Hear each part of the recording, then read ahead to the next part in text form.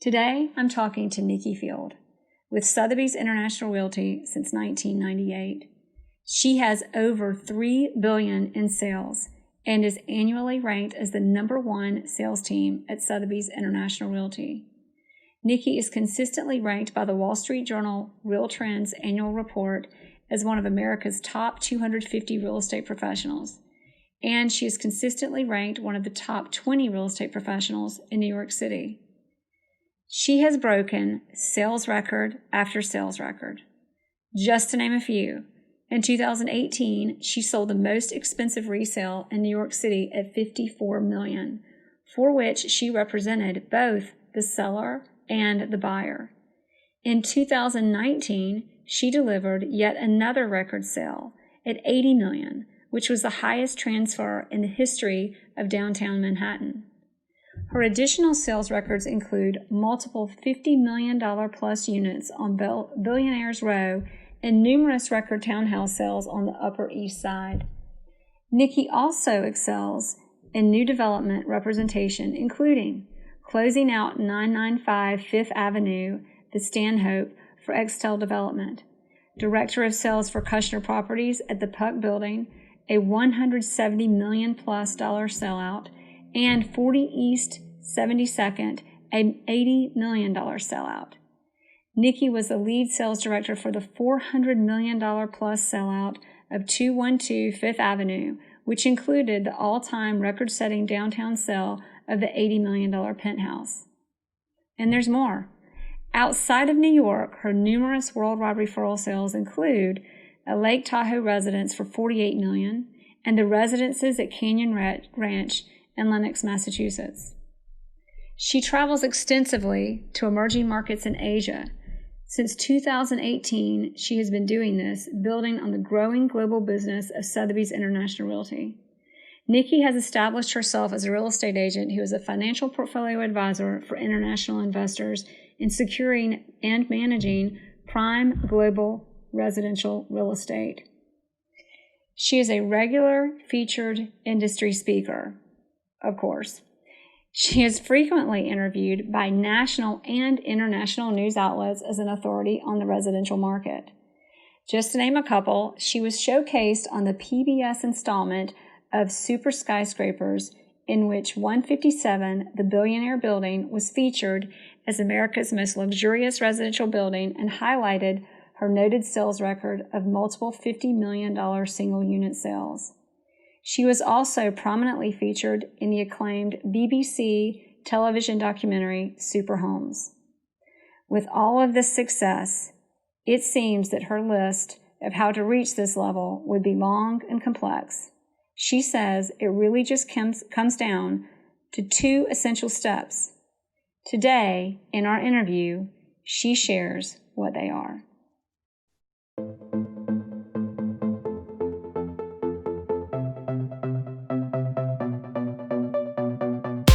Thanks for listening to the Jerry Metcalf podcast, where top real estate agents tell how they do it. This podcast was created for real estate agents across the country to come together, sharing ideas to take your, their, and our business to the next level. All right, everybody, it's the Jerry Metcalf podcast where top real estate agents tell how they do it. And today we have the very well-known, highly successful $3 billion producing real estate agent, Nikki Field, with the Field team of Sotheby's International Realty in New York City. Nikki, welcome to the show. Well, hello to you, Jerry. What a pleasure and honor to be here today. Thank you so very much. Thank you. The honor is definitely mine and all of our listeners. So, to start our interview, tell us a little bit about how and why in the world you decided you were going to be a real estate agent. Or did you decide and did it just happen? I always find that such a fascinating question for everyone in our career field. Like just about everyone else, real estate was a second act career for me. 20 years in marketing, a few years career raising 2 young daughters in New York City, prepared and ready to go back to work very soon, given I was more of I was more of a interruption in my daughter's lives, when in fact I needed to be out and working again. So the fact that I had the marketing career and that I thought I was going to ease myself into a part-time career, thought real estate might be the right fit. That shows how much you didn't know yet. It only took me the first day, 24 hours into it, and you realize it is nothing like a part-time career. In fact, it's a career on steroids 24/7. But I loved it. I loved the um, I love the activity. I love the people. I love the skill sets that I was able to use, and I knew it was the right fit for me. So I was off and running in my local market. And in New York, it's a series of many different local markets. I was on the Upper East Side at that time, and I knew literally everyone, and I certainly knew the product. So it was a good fit at that time. That's back in the day, 20 years ago, when real estate was local, and my goodness, how it's changed. Wow. So you had a career in marketing. You're a mom, and you're like, I need something more to do because I'm becoming an interruption in my daughter's lives. And you become a real estate agent, and you, like most of us, it's kind of like an addiction. You realize this isn't a part-time job. You're into it. Now, only 20 years later, not many people even accomplish a billion. That's a very high accomplishment. In 20 years, you've accomplished over 3 billion in sales. How did that happen from I'm going to do this part-time? And everybody's side note, her first deal was a medical office building for $130,000. We don't have time to get into that today, but that's the beginning. I mean, it wasn't like business was being thrown at you. You went from taking the deal nobody wanted and learning from that to now you have built a business of doing over 3 billion a year. How did you do it? Give us kind of the story about how did that unfold and how did you really get so far into this and so good at it? I believe my marketing background had a lot to do with it, and luck even more so. I was in the right market to build up those kind of numbers, but I also knew from my marketing experience that I was going to have to bolt out of the gate quickly if I was going to be able to compete with these other extraordinarily experienced, well-known brokers were, that were in New York and doing extremely well. So I decided, as you earlier mentioned, to start with a specialty that no one wanted, which was medical offices. I feel very, very, very strongly that one should not be a generalist in this industry, as many are. I know brokers want to take everything that comes their way, learn it as they go, and transact. That's the name of the game. But in order for me to get visibility, credibility, I felt strongly that I needed a label, and it started as a medical office specialist. When you are a specialist, you are drawing people to you because you are a specialist, not just a broker. So I had three things going my way. I was an agent that was familiar with Manhattan. I had a great, strong, well-known brand of quality, Sotheby's International Realty, and I was a specialist. So people started coming to me for that specialty. One specialty led to another, led to another, led to another. But the most important fact of being a specialist, and this is why I really recommend it to brokers starting out, is the press discovers you. When you're marketing your specialty, the press comes to you for content. You have a specialization that they want to write about. You have data on that specialization. You have experience in that specialization. You have perspective on it. And press garners you not only exposure, but always delivers clients. I was talking about my most recent specialization and produced an ad from it. And that ad, which is, as we all know, are vanity ads when you're bragging about what you do, garnered me 11 press requests, which is pretty strong. Wow. Tremendous exposure. And we monitored this, and we had 19 inquiries of new clients coming in. And of that, we've transitioned to 10 solid sales. Wow. Really, truly um, separates yourself from the crowd. And in real estate, I believe you have to separate yourself from the crowd because there's so many competent people. And everybody knows a dozen real estate brokers. And I'm sure you hear this all the time. Wow. At least. Yeah, and many of your listeners are probably hear the same thing. I'd love to use you, but I have 12 other friends that are real estate brokers.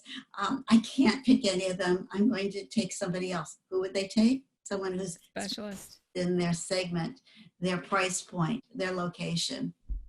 And the specialist, when you're the specialist, you spend a lot less time learning a new market every deal because you know it. So But I those love what you those just listeners said. now are saying, but what do I do? I specialize in something, and I have a friend that may have a penthouse that I'm not specializing in. How do I capture that relationship? And therein lies my secret. It's the team. So we're a team of 20 specialists, each of us drilling deep in different areas. So when someone comes to us, we can say, and I specifically will say, I'm on this project with you. I'm fully invested, but I'm going to bring in my specialist who does new development condos in Tribeca. So there's two for the price of one, the deep experience and depth of the specialist, plus a more experienced, knowledgeable broker that gives our client, whether it's a customer or client, a comfort level that they are very well advised. Wow. So you just got your secret out to us in about 5 minutes. I That's love it, it. nothing more. Specialize. It's been a pleasure, Jerry. Talk to you soon. See you later. Specialize and build a team. On specializing, I'm like, don't you go. I'm kidding. So in specializing, I loved one thing you said, or let's review that, and then I'm gonna ask on this team. On specializing, you talked about labels. I've never heard anybody call it that. And then you had not only clients coming to you, but the press coming to you, which everybody else is figuring out how to chase them down. You just did your job and attracted them. And then you talked about an ad that got 11 press requests. Tell us a little bit about that ad and what it looked like and how that transpired. Um, this was a very significant sale, 54 million in Manhattan, and it was in a challenging building that hadn't been doing that well. It was the largest resale in the history of the building, and we had the buyer as well as the seller. So I just heralded it. I called it, largest resale, highest resale in the history of, well, actually, it was the highest resale that this past year in Manhattan and specifically in that building. And it's a building that people have been quite curious about, high profile. The press was very interested in how we were able to take a building that had been languishing and have such a very extremely strong result from it. Once a client reads that you have this capability, this specialization, this experience, and this knowledge, they really feel a little bit stronger testimony and endorsement than just hearing from a friend, you should use my broker. Exactly. So, how did you do that? The sale, Yes. ah, that was directly responsible to my desk, my international desk. Uh, Again, specialization led me to opening up numerous international desks starting in 2008. And the story behind that, Jerry, is 2008, the New York market fell apart due to the mortgage-based. The Great Recession. Yeah, I looked Who around. could forget? At that point, I had 12 brokers to feed, and there was no local business. And I certainly was not going to let any of them suffer or my business die in the vine. So I got on the road and started flying around the world, following the money. Where were people buying? Where were people interested in investing, specifically in New York? And Mhm. was on sale at that time. Our prices had adjusted significantly. So that travel led me literally around the world, a lot of time in South America, Europe, Eastern Europe, and Asia.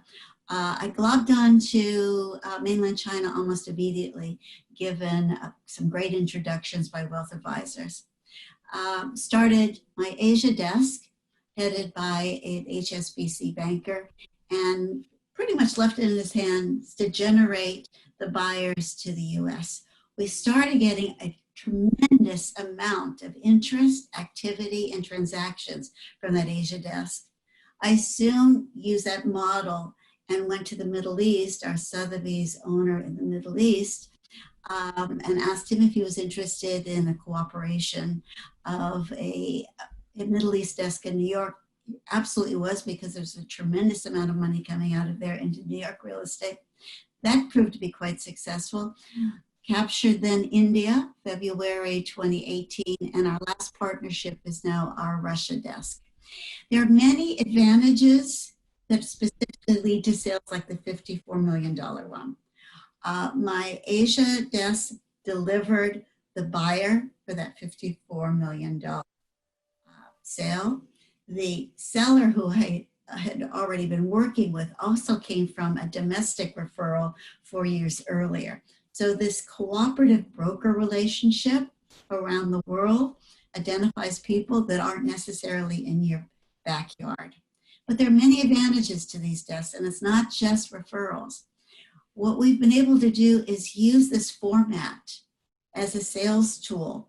So when my Hong Kong partner is pitching a new development or a major sale, that partner can bring me on from New York in a active video presentation to that client, and representing and marketing how we might present their property to New York buyers. So there's this back and forth of we're giving each other exposure on a product, as well as handing over high-level clients, confident and comfortable with the fact that they'll be giving level 1 service. It's a really extraordinary testimony to my partner's relationships with their clients and the handoff to someone that they feel confident with. We do that with Atlanta, as you well know, Jer. Exactly. But you have built something that no one else has. I mean, you've built a true connection or true connections all over, not just the country, but the world.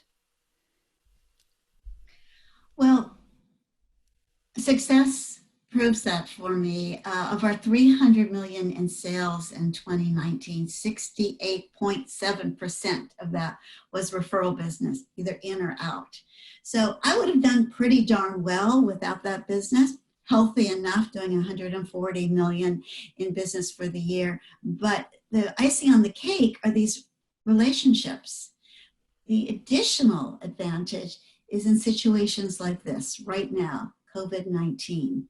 It's a whole new corona economy. And these relationships are proving far more valuable than I had anticipated in my initial business plan.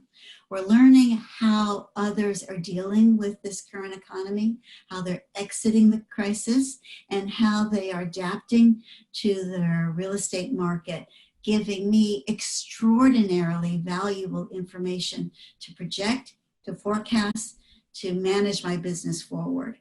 This valuable information will probably be the reason that we here in New York, and my team in particular, will be able to bolt out of the gate once we're finally able. And when you've got visibility and you've got the visibility and the contact, the connectivity to investors all over the world, because I imagine right now investors want to be in New York. That's where their eye is, and you're in front of them first because of this team and this network that you've built. I hope you're right, Jer. I think I am. This is usually how it works out for you. You project it. But the world economy is a complicated web of interconnections. We know that now. Those of arena understand how attractive our local real estate is to non-locals, uh, not just domestic buyers, but also international Mm-hmm. buyers. I think the ongoing ripple effect of COVID-19 is an indicator of our new and yet to be fully understood future in real estate. There are many, many, many safe havens right now, and that's personally what we're focused on here at the field team in New York, where our New Yorkers want to move to. This is a really interesting thing that I'm sure you're seeing. Real estate goals are now upside down. I have a lot of clients who have multiple properties, large real estate portfolios, and we often help them in buying and selling and enhancing and building those portfolios.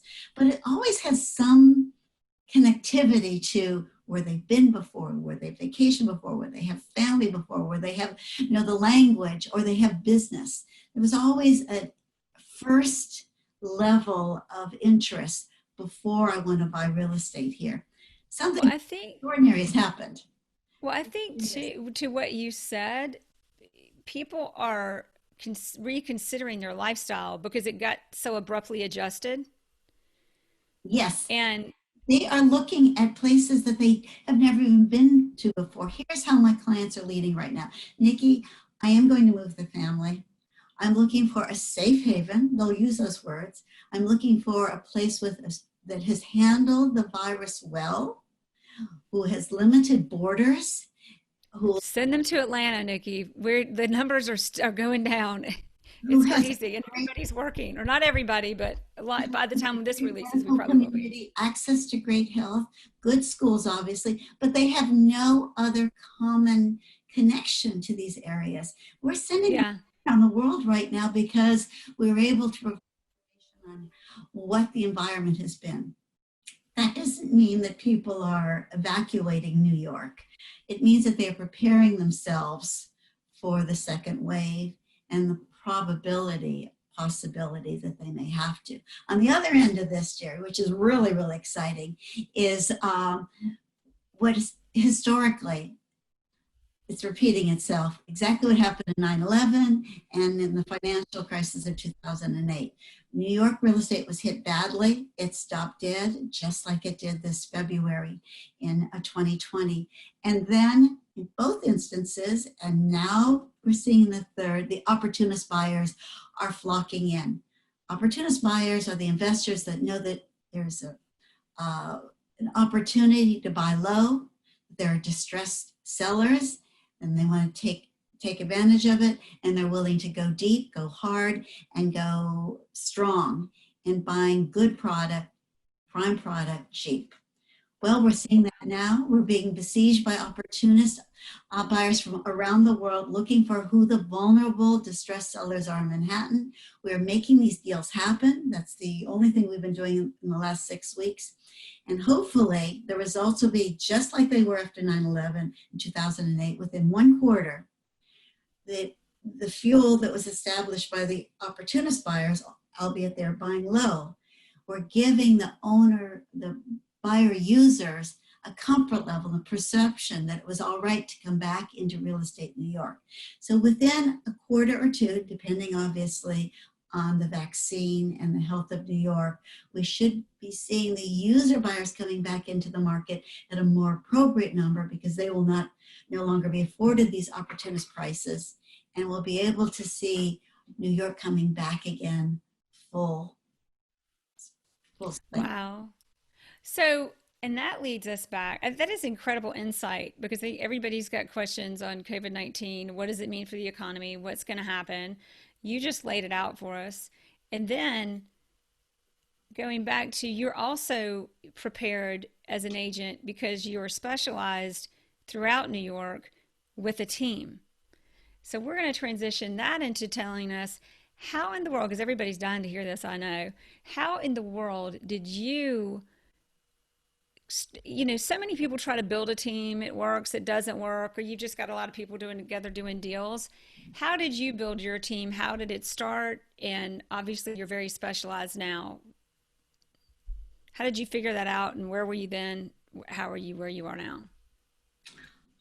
I've done a lot of study on this, trying to understand it, because there were times, obviously, when the financial investment, the time investment in building a team, I questioned. Um, Taking my eye off of selling in order to build an organization can be threatening and full of risk. But what I found out through my surveying is most really competent brokers, agents in our industry can handle 7 ongoing deals at one time. Max sellers, buyers, strong pitches, possible business, closing business. 7 we can all manage pretty well, keep everything straight, and still be very focused on our service skills. After that, I would hear over and over again, oh, something fell through the cracks. I'm not returning client calls. I'm not mining for new business. 7 was the breaking point. And you can't really build volume sales, but just 7 at a time. So I couldn't do 2 things. I was going to have to bring on help, and I was also going to have to share business. And that's contrary to how most brokers use. Yes. I manage my own business. No one else can handle it as well as I can. And I'm going to be certain that I'm a micromanager and cover it all. If you want to build volume and build recognition and build the opportunity to have large business, you need to identify, hire, train people that speak in your voice, sell in your style, are as excited, motivated by the business as you are, and also have the same opportunities. So I started, like everybody else, with an assistant. That assistant soon became that assistant. In fact, my initial model was not to hire anybody with experience. I wanted to train somebody. I wanted to train somebody my way, as I said, in my voice. So this assistant a lot of my time, but also was a great assist, and soon learned how to manage and sell our clients as I did. But this assistant got so strong. My deal with that assistant was, once you feel comfortable going off a salary and you're ready to fly, your job is to identify your replacement, train them, and you'll be elevated to my partner. And I believe very, very, very strongly in teams. It's a partnership, not someone working under you or for you. I think that the recognition of a strong salesperson has to be equal to your own. They have to have that credit. They have to have that freedom. And they also have to have that recognition. So one assistant would hire another, train them. That assistant would become a broker, and on until I had 7. Then I realized, because my business was coming in so strong and I needed some really heavy duty assistants, I started then looking out there for other brokers that might want to come in, collaborate with me, and head different divisions. So I quickly Wow. head of townhouse sales, head of new development sales, head of Upper East Side sales. These were brokers that I recruited with good experience, that were comfortable, which were hungry enough to know themselves that they were at their max 7 deals, and the team environment could build more volume. It's really worked. We're up to 22 now. We've only lost 2 people over these 20 years, and both of them were. Wow. Wow. There's so much more to say about that because that is, you really built it organically, I think, which gave you a really strong foundation and really built it on your values, not just bringing in people because they'd come or because they might work out. Um, since, what do you think is your biggest? I have 20 questions in my head, and then we've got to wrap this up in about 5 minutes. So everybody forgive me. But the one thing before I ask you your last question, I mean, I'm going to do our final 3 questions. What is your biggest strength as a team? And I'm going to make that 2 questions. And what is the biggest weakness you had to overcome to hit such a high level of success? Our biggest strength as a team is each other. I know that's may sound vague, but it's been proven specifically right now in this environment. 22 of us have had different levels of exposure to this crisis. And together, we're so much stronger than we would have been independently.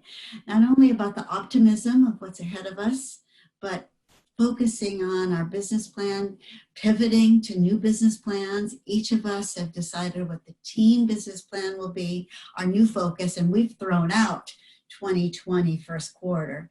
And we've reinvented what our focus, what our mission will be, but also being there for each other in personal ways. It's been extremely valuable to me, having this team support me when so many deals are falling apart, and they are. I mean, the reality of my business right now is when we went into this, we had 27 deals in different levels of transactions, almost signed negotiations, almost signed contracts, board purchase applications, scheduled closings, and of those 27, 22 of them were in jeopardy. Many of them had to be renegotiated. There was extraordinary heavy lifting for many of our team members to provide data, information, confidence, and comfort level for buyers to go forward.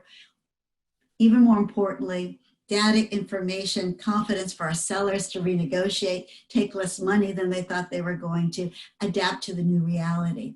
So the strength of the team is the valuable assets that each of them bring, teaching me every day, teaching me every single day how to change my focus, my perspective, and my selling skills to truly service better than anyone else out there.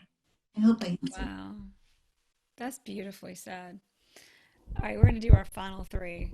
There's like, I have 1,000 things I want to talk to you about now, hearing that great insight. I'm going to sum up what you said, and then we're going to go to the final three. But basically, you came into the business because you're really smart and you were kind of becoming a distraction to I your never kids. said that. I said, Well, yeah, I better rephrase that. It's recorded, so I got it wrong. But you know, you needed some focus, or we'll let you word it. Next thing you know, you're hooked, like most of us are. We don't know what we're getting ourselves into. And here you are doing 3 billion. And the two things that you've really harnessed are specialize. Be really good at this, because that's how you're going to best serve your customer and your client. And number two, in doing that, it's going to build a team to support your specialties and build other specialties to build a greater unit than you ever would have been alone. Now, you were paying attention, Jer. Thanks. who knew? Now, transitioning into our three questions. Number one, what do you think is your greatest resource or tool that you just couldn't live without in creating and keeping such a great momentum of success? Oh, no hesitation on that. And this is not a paid commercial by any means, but my brand. My brand is the right brand for me. Joe, you and I have had conversations. There have been tempting opportunities, numerous offers, great ego boosters, and go with another brand. My brand comes into the door before me. I'm only as strong as my brand, Sotheby's International Realty is. And it's the brand that opened up all these cross-border opportunities. It's what I love doing, this broad global business, 68.7% proven in 2019. So my strength is my most valuable asset. And I make certain that my ego doesn't get out ahead of the brand. Make certain that I herald the brand first and adapt the tools to use it the best way possible. Beautifully said. The brand is, what I hear is the brand is the foundation, which brand everybody, it's Sotheby's International Realty, of course, but that is it's a platform, it's a foundation, and a very strong one that you're able to build your business on and serve your team and serve your customers and your clients. Better than I. I'm just trying to sum it up. I always like to do that to help everybody stay on task. Okay. The next question, is there a book that has just really changed your life and or career that we've just got to read? This may sound silly, and you've probably heard this answer numerous times in your podcast, but right now it's the ninja model. I've been really impressed with the depth of the sales the sales perspective that that book provides, the new skill sets. The old skill sets that remind me should be new skill sets to reuse and reuse and reuse. We've been reading and reviewing a chapter or two on every one of our weekly meetings with the sales team right now. Very optimistic, very positive. It's all about selling. It's all about understanding yourself and playing to your strengths. I've got it. So I have heard it a few times and I'm embarrassed. Everybody, maybe by the time this releases, I will have read it because I did one webinar on the listing presentation with Ninja.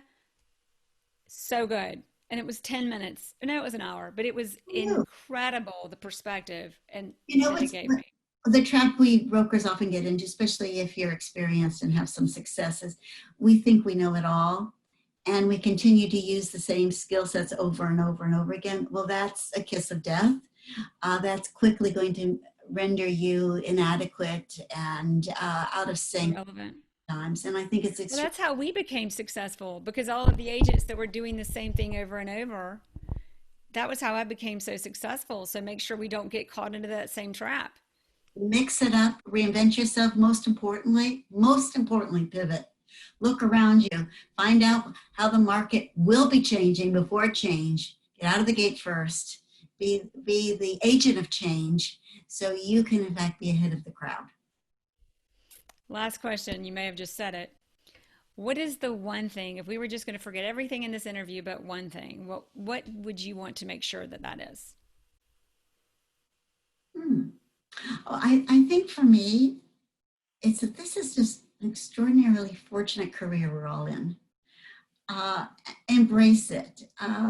We are so fortunate to have caught the bug, to be good at what we do, to be able to extend our days meeting such interesting people, challenging transactions, really using all your brain cells to work through problems and get people to the eventual results they want. It's a daily experience of satisfaction. It comes along with a daily experience of rejection and and faults.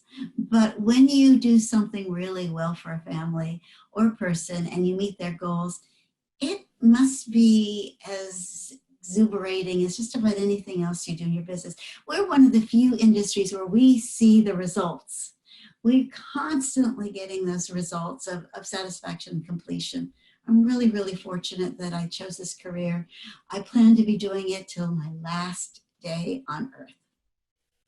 Wow. Thank you. What a great interview. Thank you so much, Nikki. Jerry, you're the inspiration. This podcast is viewed by so many thousands and thousands of people now. They've been looking to you, particularly in this era in time. And I'm just so privileged to be your friend, your partner, and to know you. And I thank you for this opportunity. And keep doing this as well as you've been doing it because it's inspirational to all of us. Thank you. I will.